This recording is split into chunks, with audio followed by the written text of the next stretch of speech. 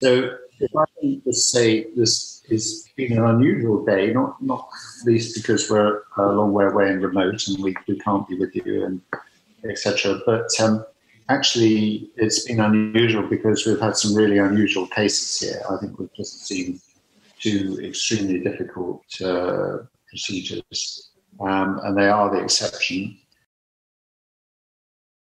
What we're going to do now is just go through these objectives here, and I can't remember who said what, but we've really sort of done loops to death, I think, really. I don't know whether I've ever seen so many complex loops before, and we've talked about the theory of loops. And I'd encourage you all to go back to the videos that we did on loop resolution. And I think for us, it's really important that you give us some feedback. So if there's a bit missing or a bit needs expanded, or we need to talk more or less or show a different format, then it would be really helpful to get your feedback on that. And we will endeavor to improve the product, listen to what you say and make the appropriate changes. We completely understand the impact of COVID. We also understand that actually what that will probably drive is a different approach to training.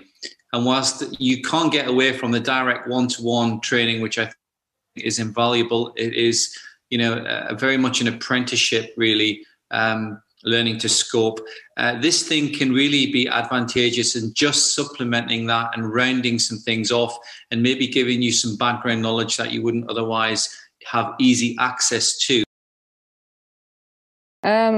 I think what was really learned for me was the concept of doing it very slowly and really taking your time to examine every fold and search for the lumen, and not to try to go too fast and make some mistakes doing that.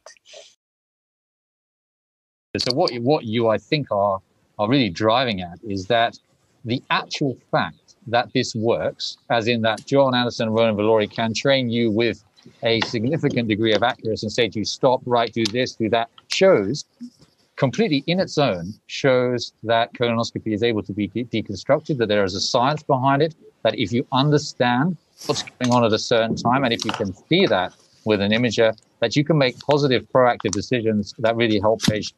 You can, and really minimize this